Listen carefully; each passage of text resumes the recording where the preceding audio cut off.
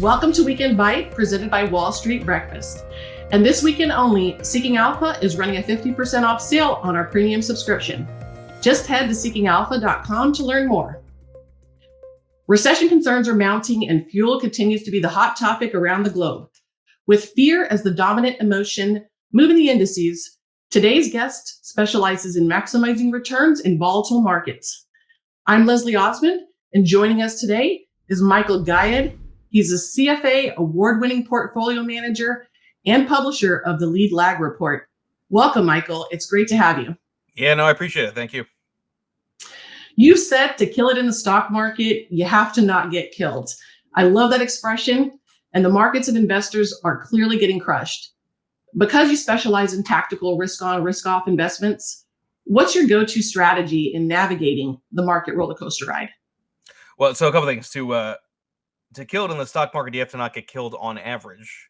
And unfortunately, alluding to your point, the dilemma this year has been not that you've been getting killed in the stock market, it's that you've been getting killed in the bond market, right? Because the drawdown in treasuries, which in my world is everything in terms of the risk-off safe haven play, has been in many ways larger than the drawdown in equities, right? So when you're in an environment, yes, it's true, to kill in the stock market, you have to not get killed.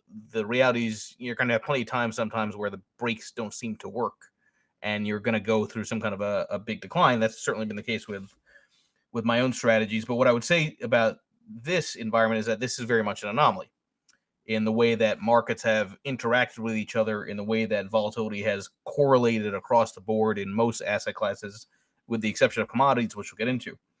And the question every investor has to ask themselves is this time different in terms of these relationships, in terms of diversification, in terms of how to think about risk management?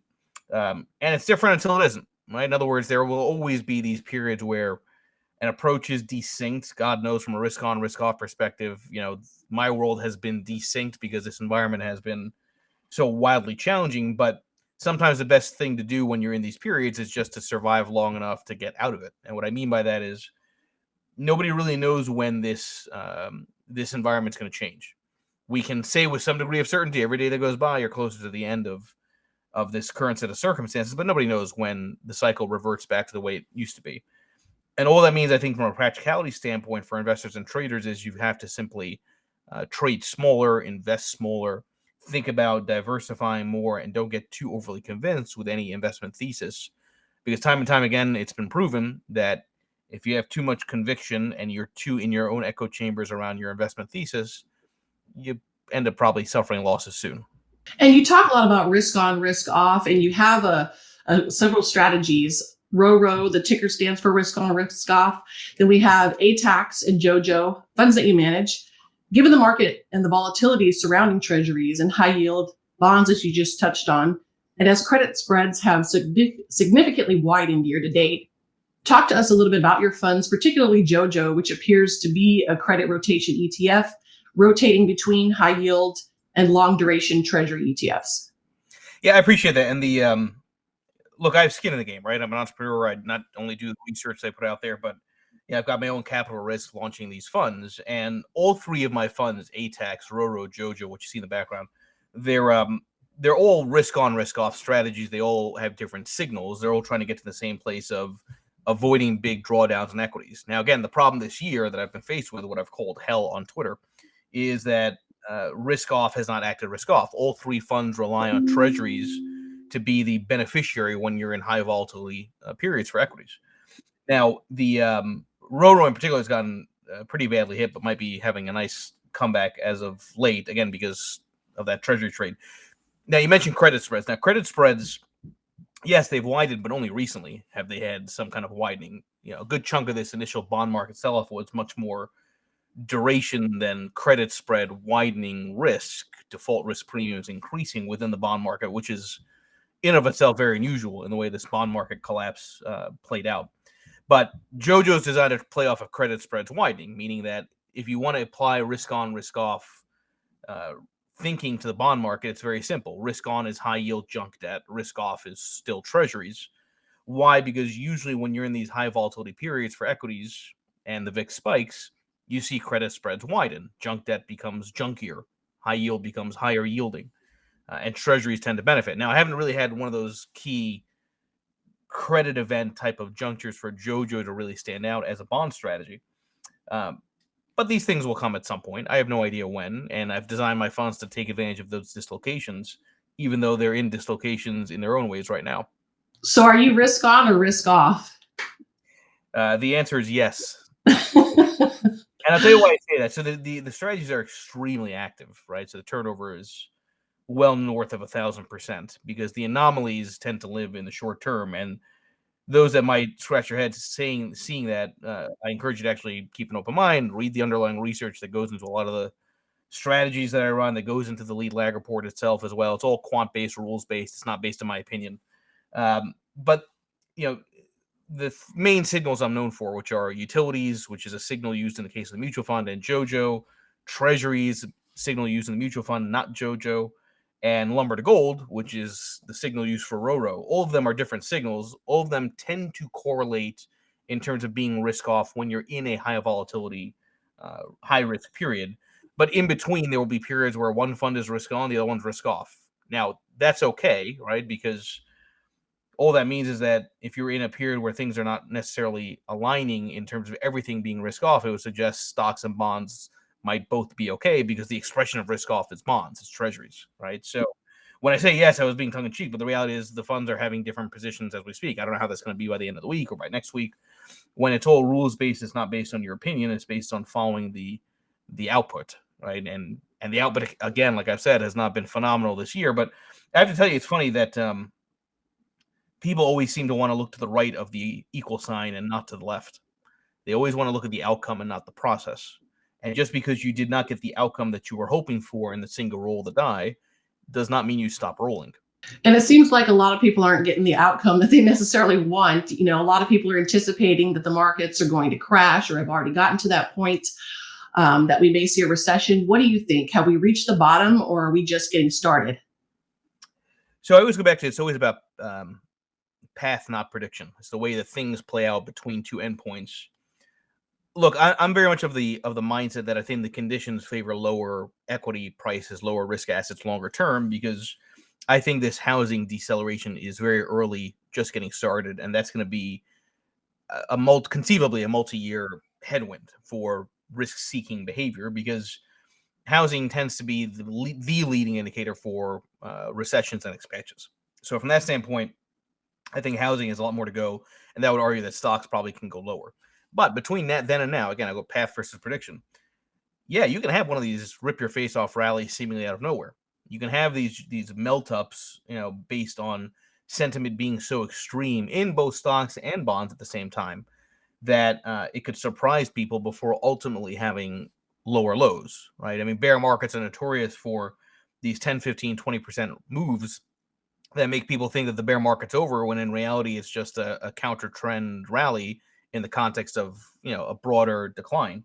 So I think risk is still unequivocally there, but I would argue that there's probably a tactical moment coming where you can make some money back in equities, back in bonds, but just be careful of your time frame there, because I don't know how long that would last. And because you mentioned melt up, a lot of people have gone to cash out of fear. Billionaire investor Ray Dalio says that cash is trash. What are your thoughts about setting more cash aside as a cushion today and opportunity to capitalize later, if there perhaps is a rally or a melt up?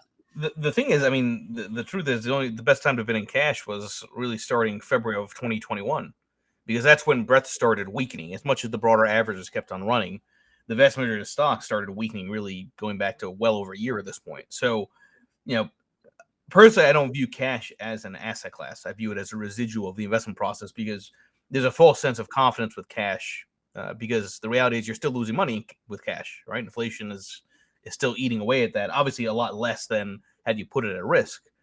But the problem with cash is that cash doesn't give you even a chance at momentum, even a chance at compounding. Right? I understand the argument of dry powder, but in today's world of low commissions, okay, then just sell your one position and then buy something else, right? So I think it's a little bit late in the game to argue for cash. But by the way, all that cash that you talked about, that seems like even more reason for why there should be some kind of a melt up scenario, that there could be this upside catalyst surprise, because the sentiment is so dark. What do people do when they're bearish? They sit in cash. They end up not having too much at risk.